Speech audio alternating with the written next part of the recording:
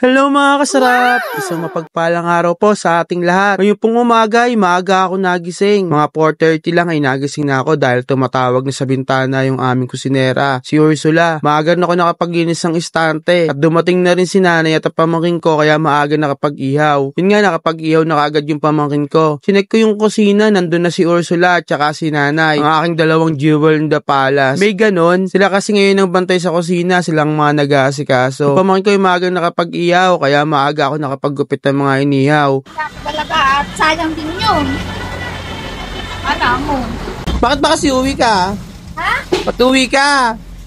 Mukha nga ako ng sa simbahan. Umagang-umaga na ito, aking mother ikaw na ay talaga. gusto nang umuwi. At meron daw siyang pupuntahan. Pinipilit niya sa akin na kailangan daw niya pumunta doon. Eto nga't nasa kusina na siya, nililigpit na niya yung mga ginamit niya. Maaga rin kasi siya nagpunta, ewan ko kung anong ginawa dito, nang gulo lang yata. Dumating na rin si Mira Nova. Bagong paligo yata si Mira Nova. Siya na magbabantay. Total naman, nakapaglinis na ako ng istante. Naayos ko na rin yung mga ulam. Pero may mga luto pa rin si Ursula na inagayak niya.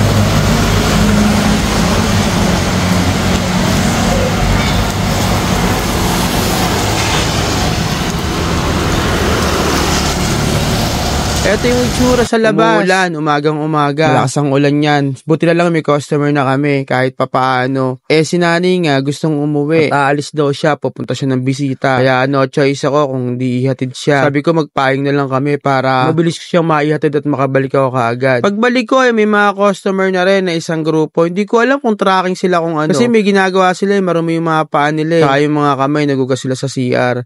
Basaan na rin ako, kaya nagpunas na rin ako. Pero hindi naman nabasa yung ulo ko kasi gawa nagsumblero ako Si Mira Nova, nag-aayos na siya ng mga ulam sa istante. Yung mga naluto na ni Ursula, inaayos na niya. Maya-maya, inagising na si Maldits, kaya nakapagpahinga na ako, nakatulog na ako. Kung magising naman ako, hapon na. Ang mga tauhan ko ay eto, good vibes daw muna kami, kaya eto, mga nag-geng-geng muna kami lahat. Geng-geng! Geng-geng! Geng-geng!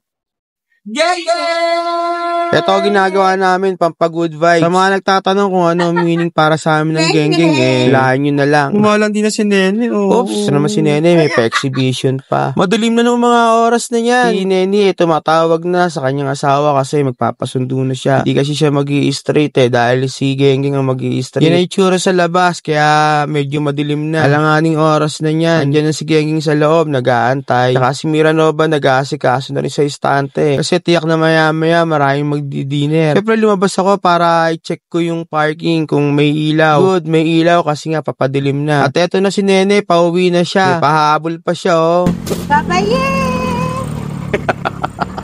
Ito na yung loob namin, wala pa masyadong customer, as in wala pa talaga, pero gumagayak na si Mira Nova dahil maya-maya tiyak may mga kakain na niyan. Silang dalawa ni Marin ang nasa loob. Si Genging naman naghuhugas ng mga baso. May mga customer na rin kami na kumain na. Ayan, ganyang oras, nagising si Maldit sa piling sekretary. Tingnan nyo muna kung anong oras. Yan ang oras, kung anong oras siya nagising. Nakakaya naman kay Maldit, pagkatulog ko pala kayo ng tanghali, sumabay na rin pala siya ng tulog. At ayan, may salon pas sa ulo, di mo alam kung anong ginawa. Bakit may salon paspas sa ulo? Nakakaya naman kay Maldits, Nauna na ako nagising nung umaga. Sabi pa pala sa akin natulog ako nung tanghali. Naunahan ko pa siya magising nung hapon. Kaya ayan, kagigising lang niya. Pero si Nene nakauwi na at si Maldits lang magbabantay dyan. Tsaka si Marian. Si Mira Nova uuwi na rin kasi hindi siya mag-i-straight Ang mag-i-straight ngayon ay si Geng-geng. Ay yung mga istante namin, yun na lang ang ulam namin. Kaya chinek ko yung kusina. Kung may natira pa sa loob, baka meron pa ilalabas ko sana. Okay naman, wala naman na kaming ulam sa loob. Naubos na nasa labas na lang ang mga ulam namin. At saka si Gengeng ngayon, nag-aasikaso na siya. Siya kasi ngayon na magra-runner. It means mag-aasikaso sa mga pinagkainan, mag-aayos sa pinagkainan. Pero hindi na nagsiserve ng sabaw kasi